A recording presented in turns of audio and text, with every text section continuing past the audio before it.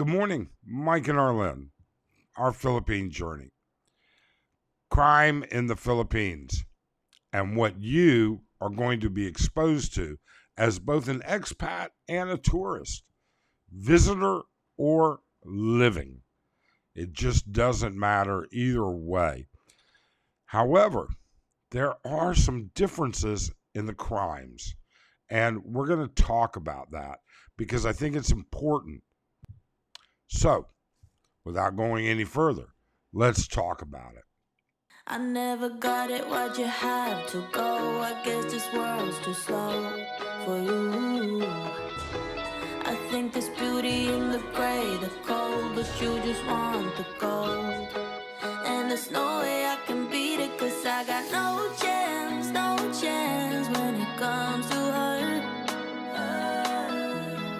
She got the glitter and the fame, and I just wasn't enough. You know, we talk about crime. Oftentimes we go to the Philippine statistics. We try and draw down the government statistics. We try and draw down information. But we're going to talk about crime that never makes it to the statistics, or very rarely in only small portions. Yet it's rampant.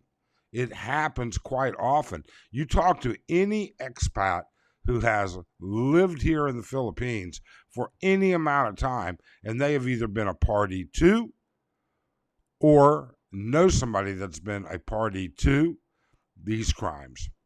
So let's take a look at the first one. You may not consider it a crime, all right?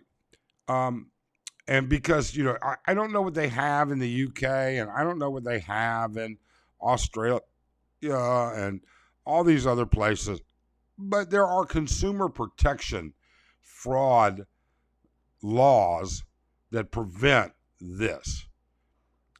Not in the Philippines, or at least not on that average level. And we're going to talk about the smallest of the two crimes. But we're going to cover the big crime that happens after we cover this. Before we do that, please do subscribe. We really appreciate it. We're trying to grow the channel. It's going slow, of course. And if you find this information great, hit that thumbs up. That also would be greatly appreciated. Now, the skin tax. All right. We think of taxes as being government, local, but the skin tax is not. That's at the store. You will know and see it all the time. And it is in almost everything. Almost everything. When you go to rent a place, you'll pay the foreigner price. When you will go to the market, my God, I never go to the market anymore with Arlen. And that's simply because she can't even haggle if they know she's associated with a foreigner. She doesn't wear her engagement ring. Actually, she doesn't wear her engagement ring much at all in public. All right. She'll wear her wedding band, but that's it. She could just as soon be married to a Filipino. That doesn't give it away. With all of that being said, anywhere we go, we can literally sit across the street on Fields Ave, for instance, which is notorious.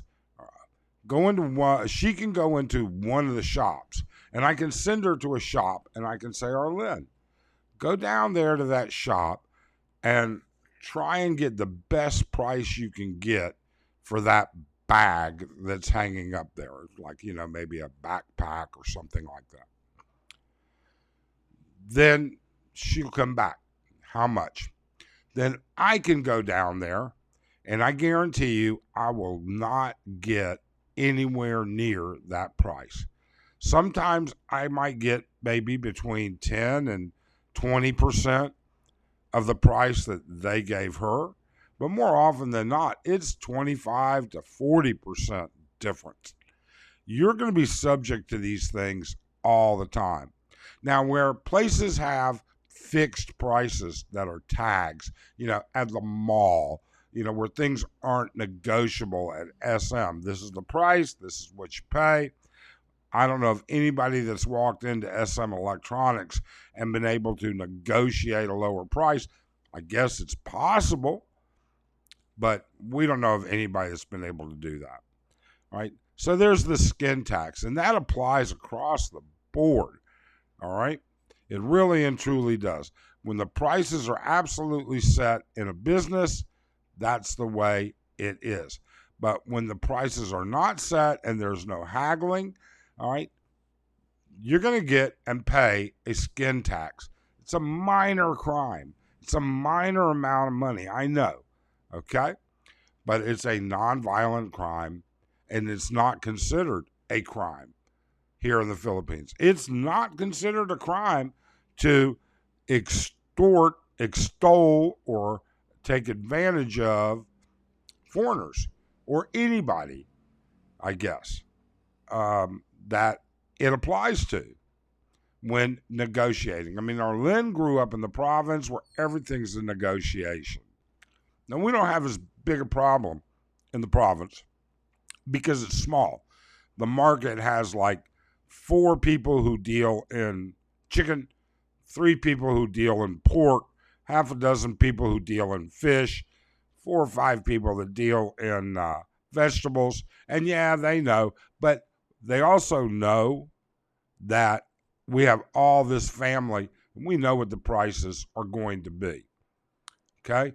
So in the provinces, sometimes maybe not so bad, sometimes way worse.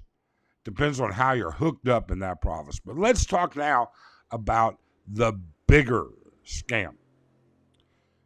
Every expat that we know has either had somebody they knew or they themselves have been a part of financial scams. Every one of them. Investing in this, money for that, do this and do that. These scams can go from very minor. I'm not talking about 50 peso negotiations, 100 peso negotiations. We're talking about tens of thousands of dollars. Literally tens of thousands of dollars. There was the big multi-level marketing thing with these Bitcoin situations a couple years ago. So many expats were involved in that. It's ridiculous. And unless they were the guys on the ground floor, they made some money. They didn't make as much. But if you were the guys that got in a little later, you're screwed. There's land, there's development, there's vehicles, there's all of these different things. We know somebody that was going to go into business with a Filipino doing a rental car agency. That was 15 grand down the drain. Absolutely. Condos, rental. I mean, there's just all kinds of stuff. And every single expat we know, although it doesn't get reported, because who do you report it to? That you were stupid to do a stupid investment, number one. And then number two, it's not a violent crime. So, I mean, you may not look at it as a violent crime, but when you get these people that, they post all of the statistics from the government, I can tell you the number one crime, although it's not a legal crime in any sense, I guess, is going to be the skin tax. And then the next one, the one that is really by far and beyond much greater amounts of money, is going to be getting involved with shady ass expats, with getting involved with foolish expats. I mean, there are some expats that they had great intentions, but they were fooled by somebody else. But getting involved with them in a business, all right, they don't get report. I mean, what are you going to do? How do you report a crime that says I was dumb? I shouldn't have done this. So those are the two biggest crimes. They happen daily. Skin tax is an issue that happens every day to every foreigner if they're individually alone. That's just the simple facts. It really and truly is. By virtue of your skin being different, by issue of you being a foreigner, you end up like that, okay? If you go into the right environment. With respect to the investments, well, it doesn't matter where you are. Sooner or later, you run into people that are going to want your money. Just like, I need an extra $100 this month. I need this. I need that. Can you help me out with this? Can you help me out with that? All right. It goes beyond that. It's not, I need an extra 100. It's like, hey, you know what? I want to start this business. I'm willing to give you 10% of the business for 20 grand. Okay. That's the kind of stuff I'm talking about. It's out there. It happens all the time. So we caution you to be very, very careful. We think that you be careful with your money because you want to enjoy it. Throwing your money away is not good. And for some of you that are on limited incomes, all right, it can be very detrimental to you, your life, your happiness, and even your stay. If you found this interesting, hey, please do subscribe and hit that thumbs up. We'd really appreciate it. And otherwise, we hope you have a great day.